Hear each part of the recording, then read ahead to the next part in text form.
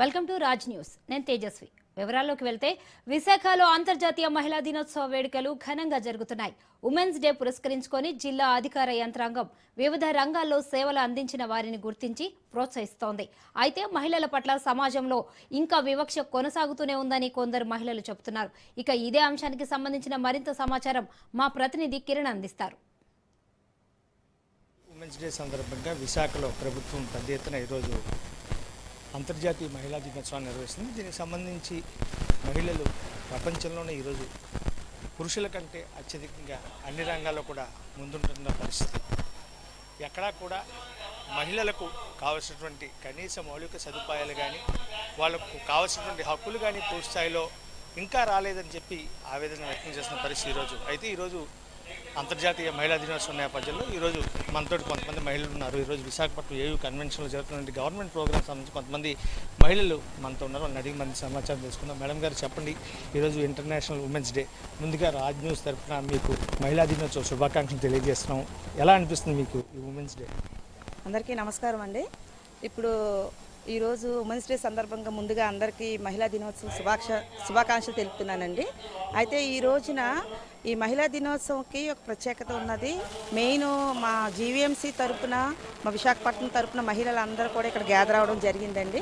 అయితే మహిళలకి ముఖ్యంగా నేనేంటంటే, నా పేరు లలిత, నేను టీఈ మెప్మాలో వర్క్ చేస్తున్నాను, యూసీడీ సెక్షన్ జీవీఎంసీ అండి.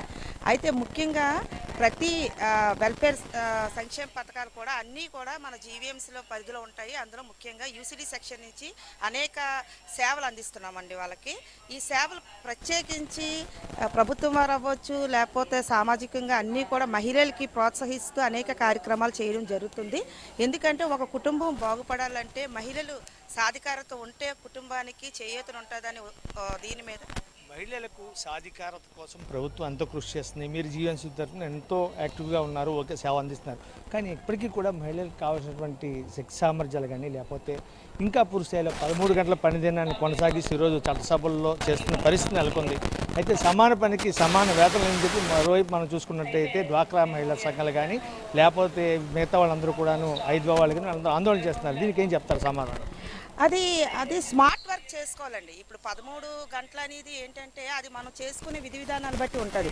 మనకు ఒక టాస్క్ ఇచ్చారనుకోండి, అది స్మార్ట్ వర్క్ చేసుకొని మనం ఏదైతే మనకి గవర్నమెంట్ తరపు నుంచి మహిళలకు అందిస్తున్నామో, ఎలాగైతే వాళ్ళు వేకప్ చేసి వాళ్ళ సాధికారత చేయాలనుకుంటున్నామో వాళ్ళకి ముందు దాని మీద ఫుల్ అవేర్నెస్ మనం ఇవ్వగలిగితే, స్మార్ట్ వర్క్ చేసుకోగలిగితే ఇది పెద్ద కష్టమేం కాదండి.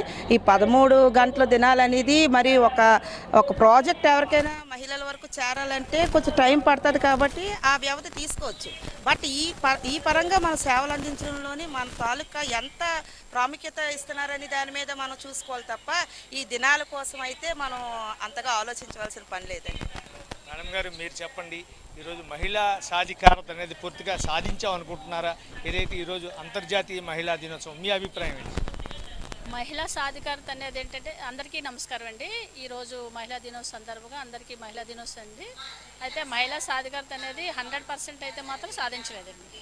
ఎందుకంటే ఈరోజు మహిళలు అనేవాళ్ళు ఏంటంటే మగవాళ్ళతో పాటు ఆడవాళ్ళు కూడా ఆయా రాత్రులు కష్టపడి చదువుల్లో వచ్చి కానీ ఉద్యోగాల్లో కానీ ఈ ఇంట్లో కానీ అన్ని విధాలుగా కూడా మహిళలు ముందున్నారు. అయినప్పటికీ కూడా ఈరోజు మహిళలు అనేది ఏంటంటే బయటకు వచ్చేటప్పటికి ఈరోజు కూడా కొంతవరకు ఆడవాళ్ళకంటే సేఫ్టీ అనేది లేదండి. కాబట్టి నేనైతే మాత్రం మహిళా సాధికారత ప్రకారంగా అయితే ఓకే. ఎందుకంటే ప్రతి ఒక్క మహిళ కూడా తనకు తాను కష్టపడి సాధికారతని తన కుటుంబాన్ని కూడా ముందుకు తీసుకురావడం అనేది జరిగింది. అంతవరకు అయితే మాత్రం మహిళా సాధికారత అయితే జరిగిందండి. కానీ కొన్ని విషయాల్లో మాత్రం ఆడవాళ్ళకి ఇప్పటికీ కూడా కొంత సేఫ్టీ లేదని చెప్పేసి నా అభిప్రాయం అండి ఈరోజు కూడా. Thank you. ఇది ప్రస్తుతం మనం చూస్తే ఏదైతే ఈరోజు అంతర్జాతీయ మహిళా దినోత్సవం నేపథ్యంలో మహిళలందరూ కూడా మిశ్రమ స్పందన కనిపిస్తుంది. ఏదైతే ఈరోజు ఇంటర్నేషనల్ ఉమెన్స్ డే నేపథ్యంలో పూర్తి స్థాయిలో తమకి స్వేచ్ఛా హక్కులు లేవనే మాట వినిపిస్తుంది. ఇంకో పక్క ఏదైతే 13 గంటలు పని దినాలకు సంబంధించి ఈరోజు మనం చూసుకున్నట్లయితే ప్రతిరోజు కూడా మహిళలు అన్ని రంగాల్లో కూడా ముందు ఉండేలాగా ప్రభుత్వాలు అన్ని చర్యలు తీసుకుంటున్న నేపథ్యంలో కొన్ని సమస్యలు అయితే ఇంకా ఉత్పన్నమవుతున్నాయని చెప్పి, అయితే అక్కడ ఉన్నటువంటి స్థితిగతులను బట్టి ఈరోజు మహిళలు ఏదైతే కార్యక్రమాలు నిర్వహించడం కానీ మరోవైపు ఈ 10 గంటల అంశం కానీ దీనికి ఈ విషయంలో కూడా కొంత అసంతృప్తి అయితే మహిళల్లో కనిపిస్తున్న పరిస్థితి. కెమెరామెన్ రాజ్తో కిరణ్ కుమార్, రాజ్ న్యూస్, వైజాగ్.